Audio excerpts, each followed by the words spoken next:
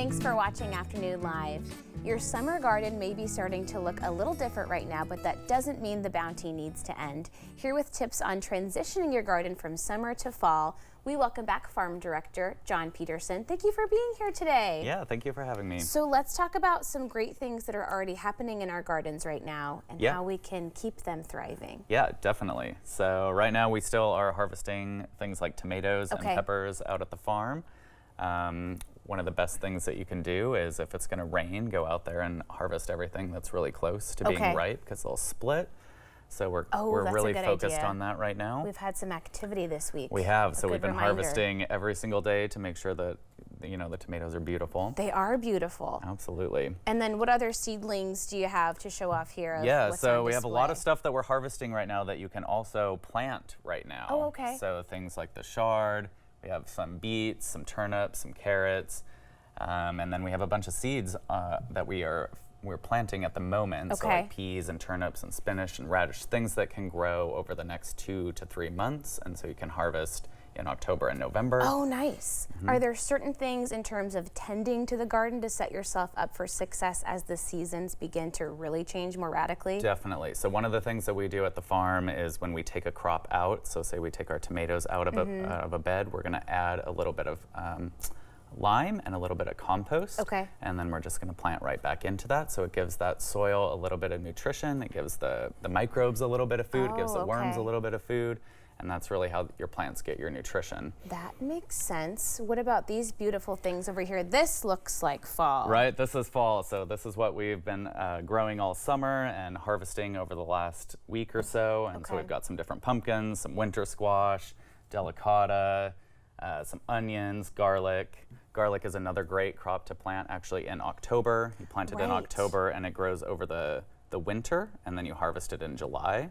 So it's a really easy crop. It's a long game. But also very easy. You don't have to water it. You don't have to do anything. Yeah, and what times of year will you plant more of the squash and gourd type things? Yeah, so all of these are planted in the spring. And then we harvest them in the fall.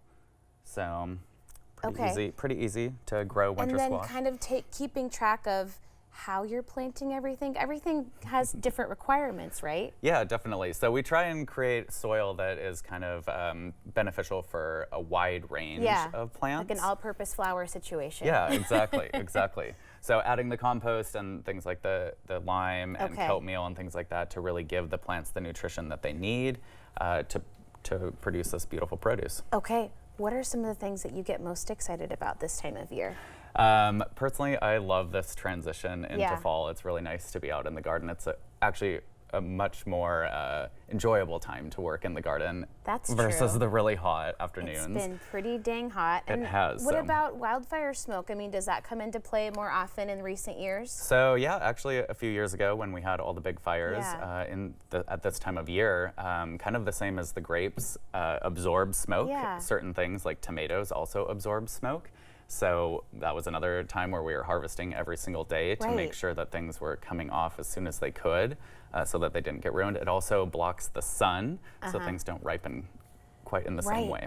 And then what types of things will continue to ripen once they're actually picked? Like a tomato, you let it sit for a little while longer to get that kind of perfect consistency? You can, absolutely, definitely. And a great way to do that is to to store them upside down. Because they actually ripen from the bottom to the top. So when you pick those little ones that are half ripe, just store it upside down on your counter, and those juices will flow down to ripen the rest of the tomato. I've been doing it all wrong. It's a good thing you're here. Yeah. Thank you for bringing us all these beautiful things. We are so excited for fall. For lots of reasons.